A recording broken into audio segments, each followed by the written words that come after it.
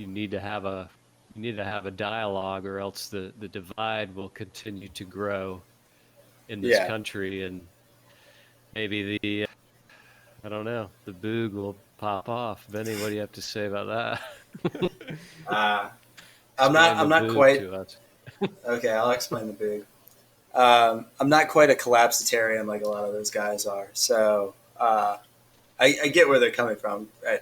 I mean, to be fair, a lot of the boog guys or the Boogaloo boys are going to be.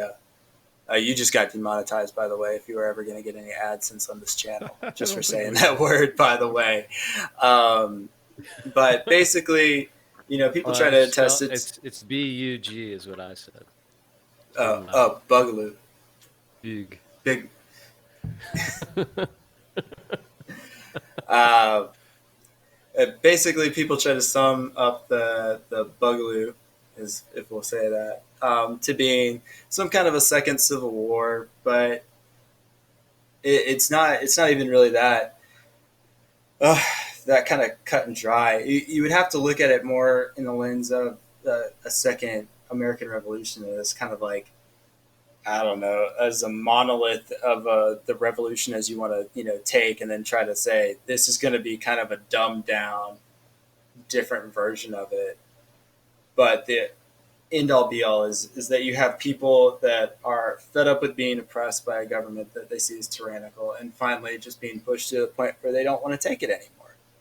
And whether that's people disagreeing with like the National Firearms Act, or being fed up with police killing people and it being videotaped or whatever, which is why you see a lot of Boog boys out at these BLM protests, supporting them and going there armed to make sure that the cops don't like mess somebody up when there's other people around there that's also armed. Like, you're a lot less likely to, like, a cop is a lot less likely to try to pull a gun on a group of guys that are all armed and wearing body armor than they are against protesters that might not have anything. They might have sticks, or they, Have umbrellas. umbrellas, yeah, that pull a Hong Kong out. But basically, yeah, the whole idea is to go protect people practicing their rights and being peaceful, which is why you've seen a lot of people associated with you know wearing your body armor and your floral shirt, going out there and kind of being on both sides of it. I mean, we got to remember that it was just a few weeks ago that the guy Garrett Foster got shot in the middle of a BLM march because he's a white guy that has a black fiance. He's pushing her in a wheelchair.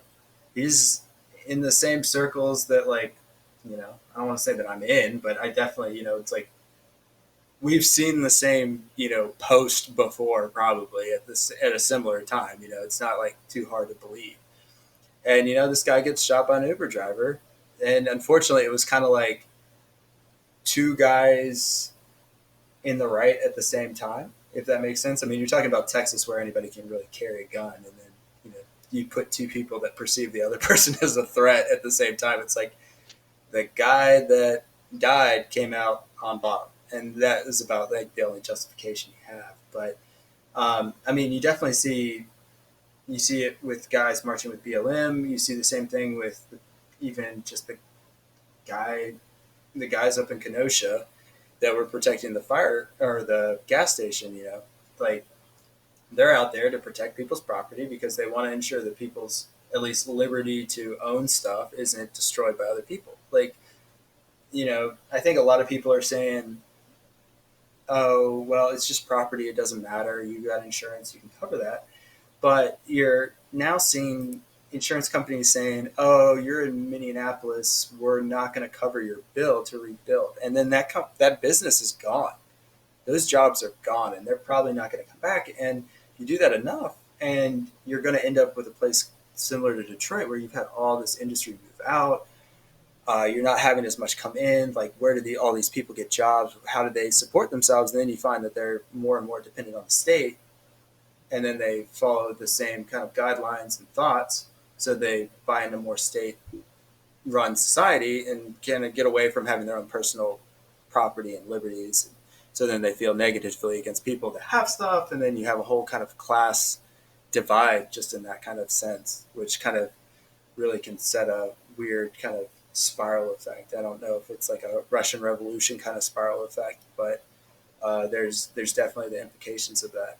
But I mean, I don't know if I answered that. Was that a good enough example of what the book was? I think a lot of it is just to get rid of a tyrannical government in general. But I think a lot of other people want to be able to kind of like, I don't know, Mad Max it and kind of do whatever But they why want. why With, are there different mentalities within this sort of movement ideology? Because so many people on the left want to immediately put this group as alt-right or ultra yeah. far right conservative, like white supremacy.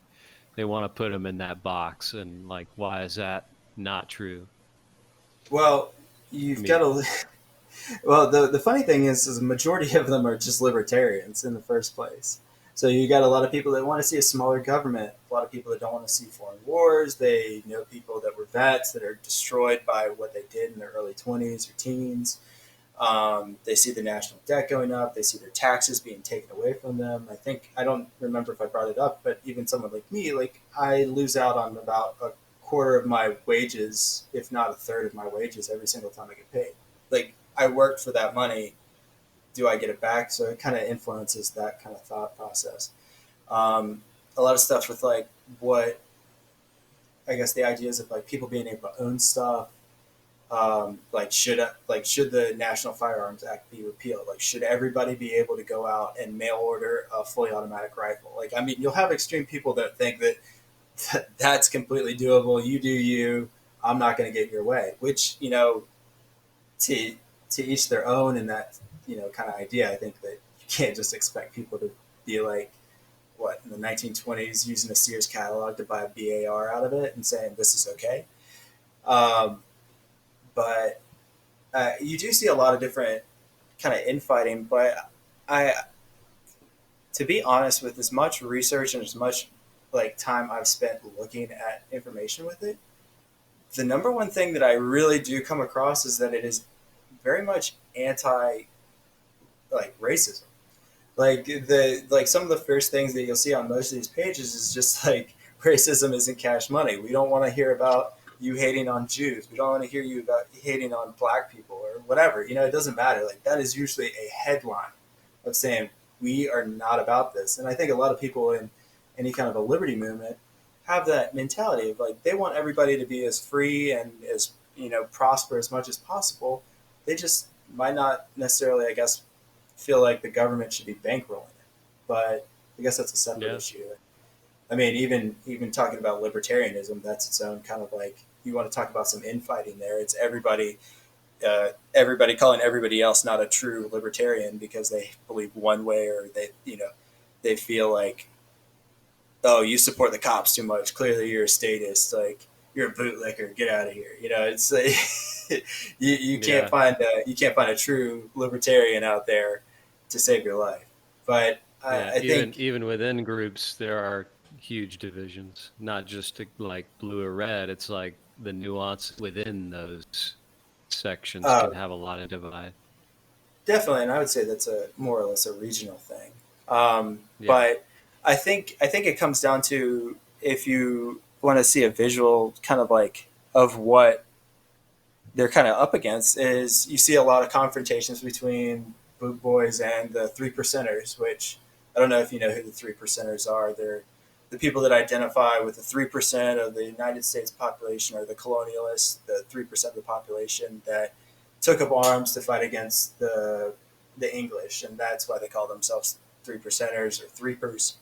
And you see them as a like, I don't know how no one looks at like people's posts, but if you look at like 3% posts, you're looking at basically like Trump trade 2020, like oh god, like go to wall kind of stuff. Like, but then you even see that kind of thing carry over into the rallies where it's like now you're having all these protests where you'll have like Boog Boys out there, and then you'll have Threepers out there, and then you'll have like the NAFC out there, the not fucking around crew, the I don't want to say the black supremacist group, but there are black people that want to be out there exercising their rights to organize and to have their own kind of parade and their own functions out in public and kind of be their own entity. That's fine. They, they're not hurting me. If they're doing that, I mean, they're hurting themselves because they're having accidental discharges of rounds into their own crowds and people are going to hospitals during their events. But they're not bothering me. But you are seeing a lot of these confrontations between these different groups, and especially between like the Boogaloo Boys and then these 3%ers, because the Boogaloo Boys are not conservatives. I mean, I guess you might have some conservative values, whereas like you just want to be left alone and homestead and have your chickens, and get married and have kids, and is that your conservatism? Like, I don't know. Like, do we want to label that as that, or is that just what you want to do in your life? Whereas, like, the 3%ers are like, I want, more police. I want to increase the, cost of police. I want these laws to be passed. I want these people not to be able to do this kind of stuff. I want the government to take control of this issue and basically do my will against other people. And I think that you see the Boogaloo Boys standing against that kind of mentality.